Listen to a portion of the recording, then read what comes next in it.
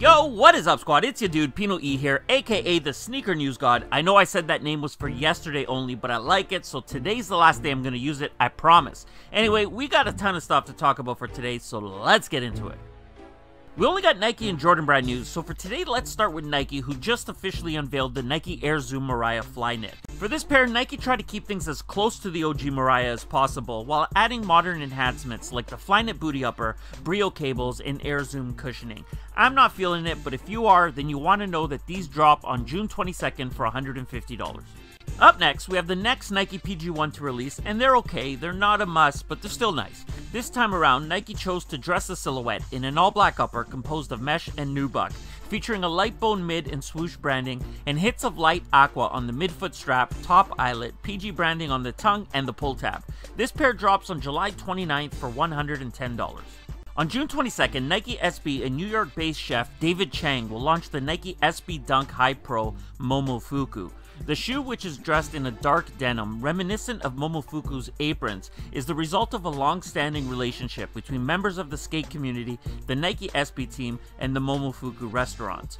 Opening his first restaurant, Momofuku Noodle Bar in the East Village, allowed Chang to meet figures in the skate scene and see parallels between skate and food culture. Those commonalities are reflected in Momofuku's approach to kitchen dress. Straying from the typical whites and blues associated with French cuisine, Chang's chefs wear dark gray. It's a detail which informs the base of the Nike SB Dunk High Pro Momofuku.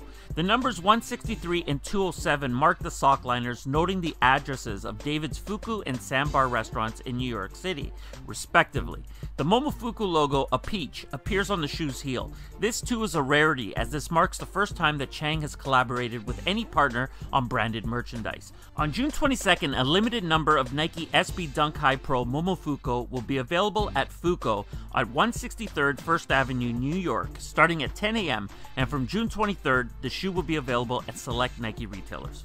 So yesterday, the Sneaker News God spoke. I mentioned how I felt that Nike was getting lazy with their What The design, so what did they do? They released the official pics of the Nike SB Zoom Dunk High What The.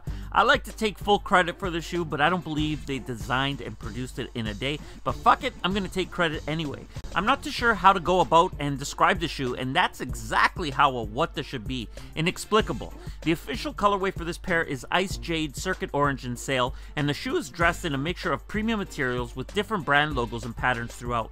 I'll definitely be trying to cop a pair on June 5th when they release for $150. Time for Jordan Brand, who just today officially unveiled some of their fall releases, and let's start with an official look at the Air Jordan 2 Decon. The Air Jordan 2 strips down but stays true to its roots as the original luxury sneaker, while this deconstructed version sheds the exotic leather that made it so polarizing in 1986. It replaces it with a rich suede for a lighter but equally luxurious look and feel. Along with the Sail in navy colorway, Jordan Brand will also be releasing the pair in triple black. While you're gonna have to stay tuned for release dates on the navy and the Sail, the triple black will release on July 15th for $160. While most iconic colorways are tied to slam dunks, last shots, and championship celebrations, others have gained a unique fandom because Michael Jordan didn't play in them. One such pair is the fire red Air Jordan 11 IE Low sample that he was photographed in during the 1996 season. A true player edition, this colorway previously only had one owner. Now it releases to the public for the first time. Dressed in a white, fire red, and black colorway featuring a white leather construction with fire red overlays, black detailing on the Jumpman branding and sock lining, and sitting on a red outsole, you could expect these to drop this fall for $170. That's not the only IE set to release, because also dropping this fall, we have the Air Jordan 11 Low IE Midnight Navy. For this go around, Jordan Brand chose to give the silhouette more of a lifestyle look by choosing to construct the upper in a leather base featuring suede overlays in a midnight navy colorway. To complete the look, the pair sits on a white mid and icy blue outsole. This pair drops on July 29th for $170. Before the world became accustomed to sneaker nicknames, Jordan footwear was first qualified by one question: did MJ wear them? What he wore the previous night became iconic, and what he wore next became aspirational. Colorway descriptions, whether nicknamed by Tinker Hatfield or simply rooted in the actual color identification, are now the currency of sneaker culture and synonymous with Jordan's greatness. This Air Jordan 8 Cement features a combination of black leather and suede throughout its upper, while gym red accenting hits the tongue and outsole, and the year 1993 displayed on the pull tab as a nod to the year the model released. This pair drops on September 16th 16th for $190.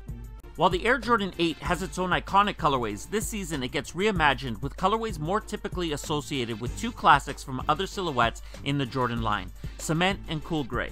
And what we have up on screen, which should be no surprise to any of the squad, are the Air Jordan 8 Cool Gray, and they're dope. The pair is dressed in a cool gray, wolf gray, and cool gray colorway while sporting the 1993 detailing on the pull tab. Only thing that could have made this better was if Jordan Brand released the cool gray 11s alongside them, but these will do for now. Release for these is set for August 26th with a $190 retail price tag. When the Air Jordan History of Flight collection was unveiled in 2009, each sneaker celebrating the line's 25th anniversary instantly became one of the rarest pairs of all time. With the dominant white colorway with red details and black laces, it didn't take much to imagine Michael Jordan playing in them in Chicago. From the display at the World Basketball Festival in Chicago to different Nike retail locations, the collection drew crowds even if the selection wasn't available for retail. For nearly a decade, these remained behind the display glass, but now the brand releases the 13 version on its 20th anniversary. This pair drops on July 22nd for $190. Up next, we have the Air Jordan Converse Pack, and it's nice. I don't think I'm going to be buying these, but I wouldn't blame anyone who likes them. But there are a couple mistakes in this pack that makes me wonder what the fuck is going on at Nike. Let's start with the date on the back heel of the Air Jordan 2, 6/28/87. It's wrong. There was an alumni game on that date, but it's not the date that MJ wore the Air Jordan 2 with the Carolina blue heel tab. The date he wore them was actually September 6, '86. That was the first game of the alumni, not the second, which is dated on the shoe. Also, the last pair that MJ wore before going pro were a white and navy Converse Fast Break, not Carolina blue. Anyway, just small details, almost makes you want this pack a little bit more than before, but for those who are wanting them, the pack is limited and it drops on June 28th for $300. And last up, let's talk about Spike Lee.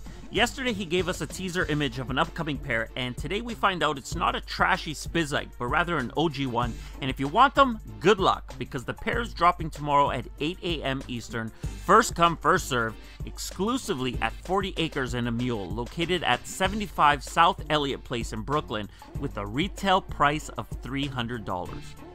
And that does it for today, everyone. If you enjoyed it, and I hope you did, hit that like button. If you're new around here, subscribe, join the squad. If you have something to say, leave it in the comments below, and I'm out.